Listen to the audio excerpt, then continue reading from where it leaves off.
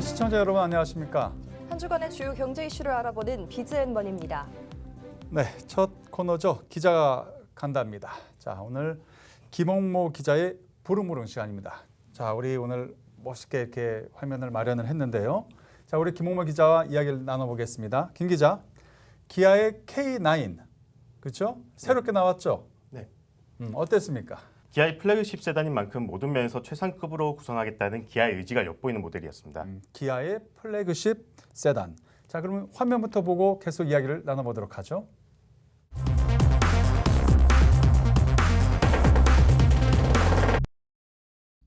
기아를 대표하는 대형 세단 K9이 3년 만에 부분 변경 모델로 돌아왔습니다. 전면 라디에이터 그릴에서부터 측면 유리창, 사이더 미러 등 무광 크롬 장식이 강조된 차체와 곱게 뻗은 측면부 라인, 다이아몬드 퀼팅으로 포인트를 준 내부 인테리어는 나무 소재로 고급스러움을 더했습니다. 더 뉴 K9은 새로운 기아 대표 프리미엄 세단이라는 타이틀에 어울리는 외장 디자인을 구현하기 위해 당당한 차량의 스탠스와 모던하고 진보적인 이미지를 구현하는 데 중점을 두어 디자인하였습니다. 더 뉴 K9에서 강조하고자 노력한 것은 플래그십 세단의 존재감입니다. 차량의 존재감을 표현하기 위해 그릴의 크기와 너비, 대폭 증대한 업스케일 이미지에 하이테크한 디테일로 모던한 고급감을 향상시켰습니다. K9은 운전석보다는 뒷자리 승차감이 좋은 성공한 사장님들의 차라는 인식이 있습니다. 기아는 더 뉴 K9을 통해 뒷자리 승차감은 유지한 채 운전석을 위한 다양한 첨단 기술을 추가해 두 마리의 토끼를 다 잡겠다는 전략입니다. 전방 예측 변속 시스템, 프리뷰 전자제어 서스펜션과 같은 최고 수준의 드라이빙 신기술부터 고속도로 주행 보조 2, 원격 스마트 주차 보조와 같은 첨단 운전자 보조 사양까지 대폭 적용하여 안전하면서도 편안한 주행이 가능하도록 하였습니다. 올해 K3와 K8에 이어 페이스 리프트 모델 더 뉴 K9까지 더해지면서 기아의 K 시리즈가 모두 재정비를 마치게 됐습니다. 기아는 올해 더 뉴 K9을 8,000대 이상 팔겠다는 목표입니다. 새로운 디자인과 첨단 기술로 무장한 신형 K9이 국내 고급차 시장을 뒤흔들 수 있을지 주목됩니다. 팍스 경제TV 김홍모입니다. 네, K9이 이제 기아가 사명을 변경한 후 처음으로 출시하는 브랜드 내 최상급 모델인데요. 어떤 게 가장 인상적이었을까요? 네, 송호성 사장이 지난 1월 기아차에서 기아로 사명이 변경될 때 자동차는 스스로 움직이는 모바일 기기로 바뀔 것이라며 외부 통신을 통해 자동차 성능을 수시로 바꿀 수 있는 시대가 온다라고 말한 적이 있는데요.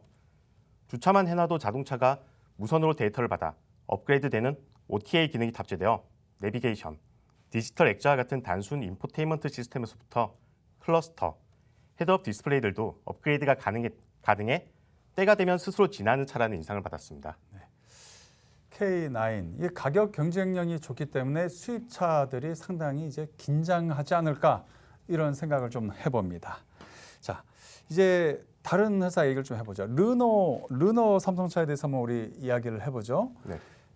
위기에 빠진 이 르노 삼성차가 이제 회사의 명운이 달린 승부수를 던졌죠. 네, 최근 노조의 파업과 사측의 직장 폐쇄로 인한 생산 물량 감소, 고정비 부담 증가 등 안팎으로 바람 잘 날 없는 르노 삼성차였습니다. 이러한 르노 삼성차가 서바이벌 플랜을 통해 해결책으로 내놓은 것이 바로 유럽 수축기를 오른 XM3입니다. 네, 르노 삼성차의 희망으로 떠오른 XM3 관련 영상 보고 오시죠. 적자의 늪에 빠진 르노 삼성차가 쿠페형 SUV XM3 수출 확대에 사활을 걸고 유럽 시장 공략에 나섭니다. 이달부터 유럽 28개국에 수출하는 등 수출 행보에 본격 시동을 걸 예정입니다. 르노 삼성차가 XM3 수출 물량 확대에 생존 승부수를 띄운 것은 XM3가 지난해 기록한 8년 만에 적자를 만회할 수 있는 유일한 희망으로 보기 때문입니다. 올해도 4월까지의 내수 판매량이 지난해 동기 대비 40% 급감했는데요. 이런 상황에서 부산 공장의 XM3 수출로 활로를 찾는 듯 했으나 최근 파업으로 생산량이 80%로 줄어드는 등 악재가 이어지고 있습니다. As you all know, 2021 was extremely important for RSM. We have faced so many challenges. Our production volume decreased, fixed cost increased, and our Busan plant need to regain competitiveness inside Renault Group. To guarantee our survival, to face such difficult conditions, RSM established a survival plan this year. We started with VPP in February, and we've been doing our utmost to restructure our organization. Increase also our domestic profit through our domestic sales and secure our competitiveness in exporting XM3 Arcana to Europe. 르노 삼성차 중앙연구소가 글로벌 프로젝트로 연구개발한 XM3는 러시아를 제외한 전 세계 판매 물량을 부산 공장에서 생산합니다. XM3의 원활한 생산을 위해 르노그룹 차원에서도 차량용 반도체 등과 관련해 부산 공장을 최우선으로 공급하는 등 전폭적으로 지원하고 있습니다. 또 앞서 프랑스, 독일, 이탈리아, 스페인 등 4개 국가에서 올 3월 사전 출시됐는데 3개월간 유럽 사전 판매 목표였던 7,250대를 넘어서는 등 현재의 반응은 긍정적입니다. 르노 삼성차의 생존 버팀목으로 떠오른 XM3. XM3가 유럽 시장의 초기 흐름을 앞으로도 잘 이어간다면 유럽 전체 판매 차량의 약 30% 비중을 차지하는 연간 350만 대 수준의 B, C 세그먼트 SUV 시장에서 기대 이상의 판매 실적을 거둘 수 있을 것으로 관측됩니다. 팍스 경제TV 김홍무입니다. 르노 삼성 사장의 이름이 도미닉 시뉴라, 네, 그죠? 아까 우리 방송 화면을 보니까 그가 상당히 많은 부분들을 직접 이야기를 하고 있어요. 네. 그만큼 뭐가 심상치 않은 거예요. 네, 그렇습니다. 르노 삼성차는 지난 2019년 연간 10만 대 규모의 닛산 로그 수탁 생산이 끝나면서 판매량이 곤두박질쳤습니다. 이후 주력 수출 모델인 로그의 부재에 내수 시장에 전적으로 의존하는 처지로 전락했는데요. 엎친 데 덮친 격으로 올해 내수 판매량도 계속 감소하는 등 확실한 반등 모멘텀이 필요한 시기입니다. 네, 지금까지 김홍모 기자의 부릉부릉 시간이었습니다. 고생하셨습니다. 네. 이 날이 더워지면서 이제 슬슬 맥주들이 많이 생각나실 겁니다. 저도 그렇습니다. 근데 이 맥주 시장에서 이 수제 맥주 시장이 요즘 엄청나게 뜨겁습니다. 가히 전쟁터가 아닌가 이런 생각도 드는데요. 그런데 최근에는 대기업들까지 이 수제 맥주 시장에 뛰어들었습니다. 박주영 기자와 함께 이야기를 나눠보겠습니다. 박 기자, 네. 엄청나요? 네, 그렇습니다. 최근 밀맥주, 흑맥주 할 것 없이 굉장히 수제 맥주가 트렌드로 떠오르고 있습니다. 특히 CU 같은 경우는 대한제분과 협업해서 지난해 5월 곰표 밀맥주를 출시를 했는데 편의점 업계 수제 맥주 바람을 주도하고 있는 모습이고요. 품절 사태를 일으키고 있는 곰표 밀맥주 같은 경우는 전통 맥주 브랜드의 인기를 뛰어넘으면서 현재 CU 전체 맥주 판매량 가운데 매출 1위를 기록하고 있습니다. 그리고 이제 곰표에 이어서 말피오 맥주를 내놓더니 최근에는 이너웨어 전문 기업인 BYC와 손을 잡았는데요. 17일부터 수제 맥주 백양 BYC 비엔나 라거를 업계 단독으로 출시하면서 수제 맥주 시장 단독 선두를 이어갈 채비를 마쳤습니다. 네, 곰, 그리고 또 뭐였죠? 말. 이제 동물들이 나오다가 이제는 구단주까지 나섰습니다. 구단주, 그죠? 정용진 신세계그룹 부회장의 얼굴이 이제 맥주에 나타났어요. 네, 그래서 이제 신세계 그룹에서도 맥주 시장에 뛰어든 것 아니냐라는 이야기가 나왔는데요. 확인 결과 신세계가 운영하고 있는 이마트24 편의점에서 출시하는 맥주인 것으로 알려졌습니다. 야구팀 SSG 랜더스와 연계한 맥주를 선보이는 것인데요. 이마트24 관계자는 야구하면 맥주가 떠오르고 또 여름에 맥주를 찾는 야구 팬들이 많기 때문에 SSG 랜더스 라거라는 이름을 붙여서 맥주 신상품을 준비하고 있다라고 이야기를 했습니다. 그러면 그 구단주 맥주는 시중에서는 마셔볼 수가 없는 걸까요? 저는 그 정 부회장 얼굴이 새겨진 그 맥주가 너무 한번 마셔보고 싶었거든요. 네, 일단 이마트24가 내놓는 SSG 랜더스 라거 같은 경우는 정용진 부회장의 SNS에 공유한 구단주 맥주와는 별개라고 합니다. 신세계그룹 측은 일단 아이디어 공유 단계 차원에서 구성이 된 것뿐 아직 확정적으로 나온 이야기는 없다라고 밝혔는데요. 하지만 업계에서는 SSG 랜더스 맥주와 함께 정 부회장이 소셜미디어에 공개한 구단주 맥주도 함께 판매될 것으로 예상을 하고 있습니다. 정 부회장이 직접 구단주 수를 홍보한 만큼 곧 출시하지 않겠냐라는 판단이 나오고 있는 것입니다. 하여튼 뭐가 다르기는 뭐가 달라요, 그렇죠? 새롭게 마케팅 전략도 상당히 신선하고요. 신세계가 이렇게 이제 막 움직이고 있는데 경쟁사, 야구도 이제 경쟁이 되지만 롯데, 롯데는 어떻습니까? 네, 롯데 같은 경우는요, 롯데 칠성 음료가 수제 맥주 OEM 사업을 진행을 하고 있습니다. 그러면서 수제 맥주 인기의 최대 수혜를 누리고 있는데요. 주세법 개정으로 올해부터 주류 OEM 사업이 가능해지게 되면서 롯데 칠성 음료는 수제 맥주 OEM 사업에 발을 들였습니다. 지난해 5월 해당 내용이 발표될 때부터 수제 맥주 기업과 상생할 수 있는 방법들을 찾았고요. 중소형 수제 맥주 한계를 해결해주면서 롯데 칠성 음료의 이제 음료 경쟁력을 좀 높일 수 있는 방법을 찾았는데요. 그러던 중 곰표가 이 곰표 밀맥주의 수요량을 견디지 못하고 결국 그 수요를 쫓아가지 못하자 롯데 칠성 음료를 통해서 OEM을 맡기게 됐고 롯데 칠성 음료는 공장 가동률을 높일 수 있게 됐습니다. 최근에는 유동 골배기 맥주 그리고 뭐 주시 후레쉬 맥주 등을 선보인 더 세를라이트 브루잉과 3년간 주류 OEM 생산 계약을 맺었다라고 하고요. 앞으로 수제 맥주 시장의 확대가 예상되고 있는 만큼 수제 맥주 OEM 사업 같은 경우는 롯데 칠성 음료에 있어서 새로운 활력이 될 것으로 보입니다. 네, 이 치열해진 수제 맥주 경쟁 덕분에 올 여름에는 맥주를 골라 마시는 재미가 아주 배가 될 것 같아 보입니다. 지금까지 박주연 기자와 얘기 나눠봤습니다. 고맙습니다. 벤츠가 순수 전기차죠. 더 뉴 EQA를 선보였습니다. 근데 이제 가격이 6천만 원대 이하로 이렇게 책정을 했는데요. 현대에서 나온 아이오닉 5 이쪽하고 이제 경쟁을 할 것 같죠. 어떤 차인지 김홍모 기자가 보도합니다. 메르세데스 벤츠 코리아가 최근 4달 출시를 앞둔 준중형 순수 전기 SUV 더 뉴 EQA를 공개했습니다. 더 뉴 EQA는 더 뉴 EQA 250 단일 모델로 가격은 5,990만 원입니다. 하지만 정부 보조금 전액 지원 대상으로 보조금을 받으면 4천만 원대의 구매가 가능합니다. 벤츠의 소형 SUV인 GLA를 기반으로 제작됐으며 1회 완충 시 유럽 인증 기준 426km의 주행이 가능합니다. With what we call Ambition 2039, we are creating a CO2 neutral company and new car fleet, and in an interim step, by as soon as 2030, we will seek to achieve more than half of our passenger car unit sales with either plug-in hybrids or all-electric vehicles. Our answer to these pressing challenges has 2 letters, EQ. Mercedes EQ is the electric mobility brand of Mercedes-Benz, created purposely for our all-electric vehicles. 벤츠는 더 뉴 EQA 공개와 함께 올해 말 국내에 선보일 럭셔리 전동화 세단 더 뉴 EQS 보급 확대를 위한 인프라 조성에도 나설 계획이라고 밝혔습니다. These aren't our only offerings. Because the Mercedes EQ brand isn't just about luxurious electric cars, but also about innovative and convenient services that come with the vehicles to enhance our overall electric ownership experience.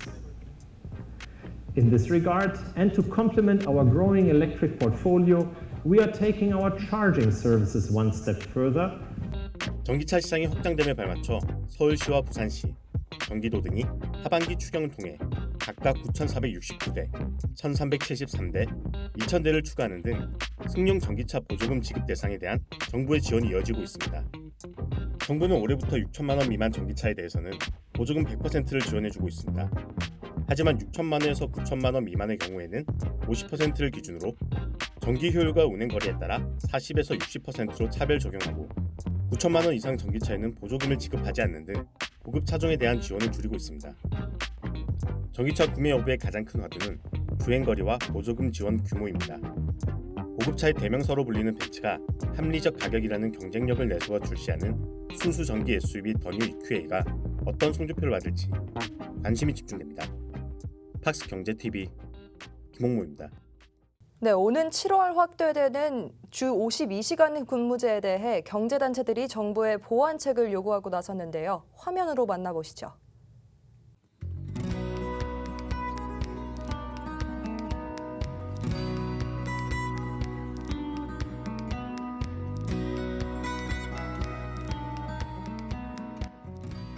특단의 보완책 없이 50인 미만의 기업에도 주 52시간제가 시행되면 현장에서 큰 충격이 예상됩니다.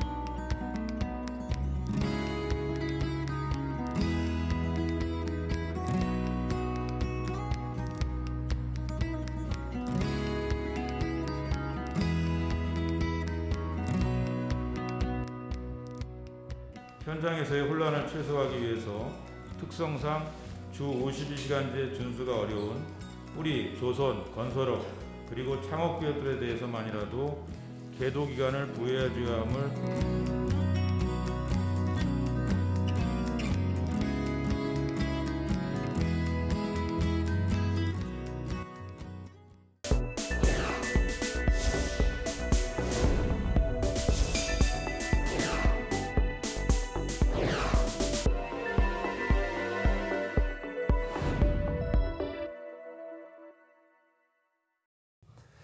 신한생명과 오렌지라이프의 통합법인입니다. 신한라이프 7월 1일에 이제 출범을 앞두고 있는데요.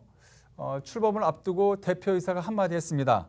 성대규 신한라이프 사장의 이야기 오늘 BGM머니 초대석을 통해서 좀 들어보시겠습니다. 신한라이프는 유니크하고 차별화된 보험회사를 지향합니다.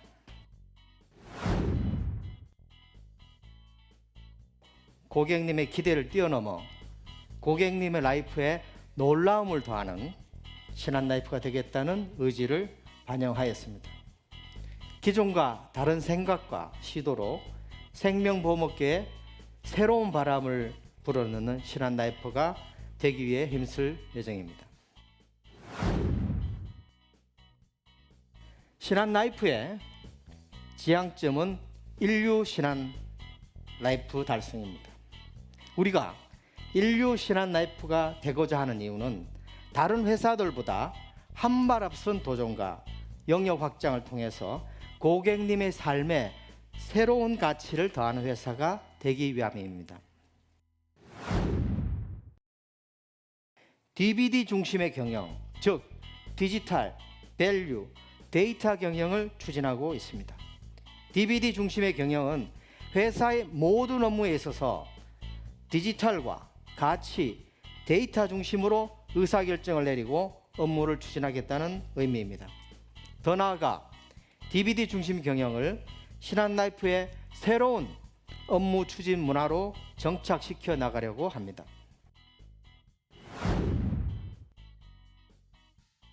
신한금융 플러스를 신설해서 대리점 사업을 하고 있습니다. 두 번째, 베트남 해외 법인 설립 인가를 금년에 받았습니다. 현재 영업 개시를 위한 준비를 하고 있습니다. 셋째, 헬스케어 플랫폼인 하우핏을 런칭하였습니다. 하우핏을 통해서 새로운 서비스를 제공하고 있으며 보험 서비스와 연계하는 방안도 생각 중에 있습니다. 보험 본연의 기능을 통해서 세상을 이롭게 하는 따뜻한 금융을 실천하겠다는 회사가 되겠다는 우리의 미션은 계속해서 유지 발전시키고자 합니다. 고객님과 FC가 먼저 찾아오는 팬덤이 있는 보험회사가 되고 싶습니다. 다음은 우리 사회의 지속 가능한 발전에 도움이 되는 회사가 되고 싶습니다. 김영식 한국공인회계사 회장이 취임 1주년을 맞이했습니다. 지난 1년의 소회와 함께 남은 임기 동안 회계개혁을 지속하겠다는 뜻을 밝혔는데요. 이어서 김 회장의 이야기 들어보시겠습니다. 지금 회계개혁을 하는 데서는 지금 평생이 어느 때보다도 중요하시겠습니다. 만약에 현재 회원과의 상생 중에 가장 핵심이 기존 타이의 불균형이 있다면 그걸 균형화시키도록 하겠습니다. 먼저는 감독 당국도 가장 관심이 있는, 또한 우리의 스테이크홀더스, 이해관계자들이 가장 관심이 있는 품질 제고, 우리 회원들의 레벨업에 저는 포커스를 맞춰왔습니다. 두 번째는 우리 회무 효율화, 우리 항공의 우리 회원들 서비스에서 업무 효율화를 전선화를 이율을 높여서 앞으로 우리가 회원들을 비대면으로도 충분히 서비스할 수 있는 이러한 그러기 위한 회원 서비스 체제를 맞추기 위한 노력을 좀 투자를 해왔고요. 그다음에 이제 우리 그 회의 위상 제고에 대해서 많은 고민을 해왔습니다. 모두가 만족하는 그 상생의 경제 그 생태계를 만드는 데 있다고 생각합니다. 갖고 있는 좋은 것을 좀 가져다가 좀 필요한 사람한테 내려주는 것이 맞지 않느냐. 그래서 제가 그 빅4가 갖고 있는 좋은 툴을 좀 내려받기를 제가 직접 찾아뵙고 설득을 시켰습니다. 설득시킨 결과 그래도 다행스럽게 모든 빅4 대표님들께서 다 동의해 주셔갖고 제가 그 상생 공유 플랫폼을 만들었는데요. 저는 회무 효율화, 품질 제고, 그 다음에 우리 회의 위상 제고에 3가지 포커스를 맞췄고, 한편으로는 부족한 점이 있다면 아직도 사회적 기회 활동에 아직도 아쉬움은 남는다. 그건 제가 앞으로 남은 1년 동안에 걸쳐서 앞으로 사회적 어떤 기회 활동에 뭔가 투자할 것인가 해서 많은 더 고민을 통해서 아마 그것은 제가 마무리 짓고 잘 이 자리를 떠나려고 합니다.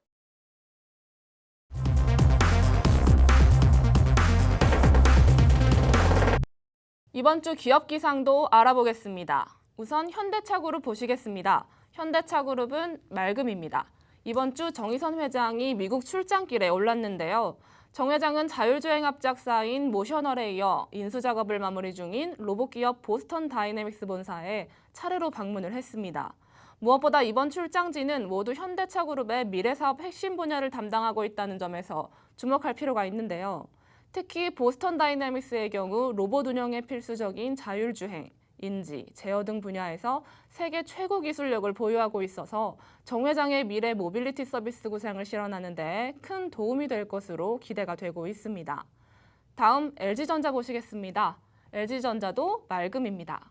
LG전자는 내년 1월 초 예정된 CES 행사에 오프라인 전시 참가를 결정했습니다. CES는 세계 최대 정보기기 가전 전시회로 유수의 글로벌 기업들이 자사의 혁신 기술과 상품들을 뽐낼 수 있는 자리라서 참가 경쟁이 치열합니다. 네, 이영선의 기상도를 보고 계시는데요. 그런데 삼성은 최근 들어 좀 분위기가 좋지 않은 것 같습니다. 어떻습니까? 네, 삼성은 비구름이 가득한 흐린 날씨를 보였습니다. 바로 전자계열사인 삼성 디스플레이 노조가 창사 이래 첫 파업에 돌입하기로 했기 때문인데요. 삼성 디스플레이 노조는 올해 2월부터 총 8차례에 걸쳐 임금 협상을 위한 단체 교섭을 진행해왔지만 임금 인상률을 두고 회사와 의견차를 좁히지 못해서 결국 파업에 나서기로 했습니다. 노조는 오늘 21일부터 직접적인 쟁의 행위에 돌입할 것으로 알려졌는데요. 우선 노조 간부 6명이 부분 파업을 진행한 뒤 단계별로 쟁의 수위를 높여간다는 계획입니다. 물론 소수의 부분 파업이긴 하지만 파업이 예정대로 진행되게 되면 지난해 이재용 삼성전자 부회장이 무노조 경영 원칙을 폐기하겠다고 선언한 이후 삼성 계열사 내 첫 파업 사례가 될 전망입니다. 또 먹구름이 가득했던 기업이 있습니다. 바로 네이버입니다. IT 업계 맞수인 카카오에게 처음으로 시가총액 3위 자리를 내주게 됐기 때문인데요. 카카오는 최근 카카오뱅크와 카카오페이 등 자회사의 상장 기대감에 힘입어서 지난 7일부터 주가가 계속해서 상승세를 이어갔는데요. 그러다 15일 종가 기준으로 처음 네이버를 제치고 코스피 시총 3위에 올라서게 됐습니다. 카카오 시총은 과거 다음과 합병 당시만 해도 네이버의 약 3분의 1 수준에 불과했지만요. 약 7년 만에 네이버를 앞지르게 되면서 향후 시총 3위 자리를 둘러싼 양사의 경쟁은 더욱 흥미진진하게 흘러갈 것으로 예상됩니다. 지금까지 재계기상도였습니다.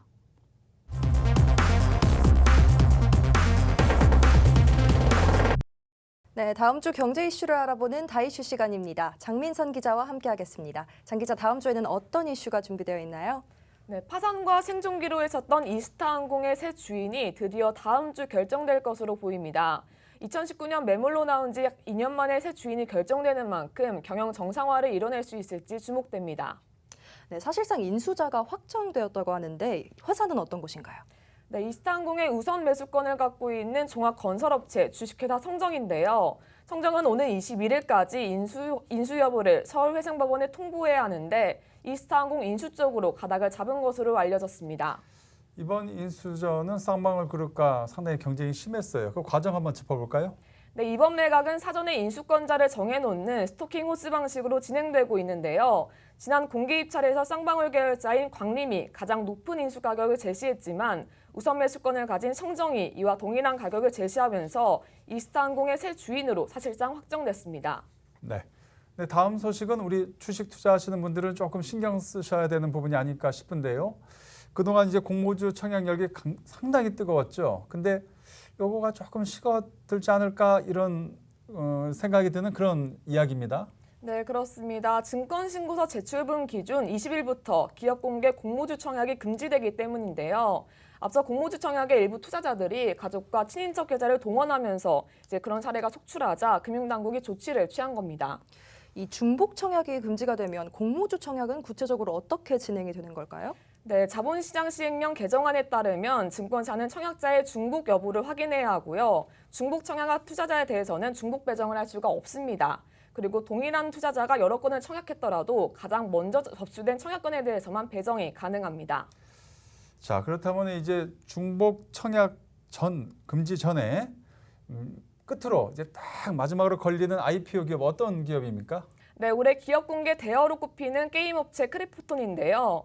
중복 청약 막차를 타게 되는 만큼 이제 기대감이 커지고 있습니다. 기업 가치가 최대 30조 원으로 평가되고 있는데 다음 달 14일에서 15일 예정된 공모주 청약에 투자자들의 관심이 집중될 것으로 예상됩니다. 네, 우리 장민선 기자가 이 그래프를 준비했는데 한번 보시죠. 마지막 한번 볼까요? 공모주 중복 청약 금지 이게 세 가지입니다. 20일부터는 공모주 중복 청약이 금지된다. 우리 시청자 여러분께서도 알고 계셔야 될 것 같고요. 첫 접수 청약 건에만 배정이 된다. 그렇죠? 네, 그렇습니다. 그리고 이제 마지막으로 이제 클래프톤 이거 게임사죠? 네. 요거까지는 중복 청약이 가능하다. 네, 그렇습니다. 네, 알겠습니다. 장민선 기자와 얘기 나눠봤습니다. 수고하셨습니다. 네, 이상으로 비즈앤머니를 마칩니다. 네, 다음 주에도 기자들이 뛰는 생생한 기업의 현장, 그다음에 이 돈의 흐름을 우리 시청자 여러분께 생생히 전해드리도록 하겠습니다. 고맙습니다.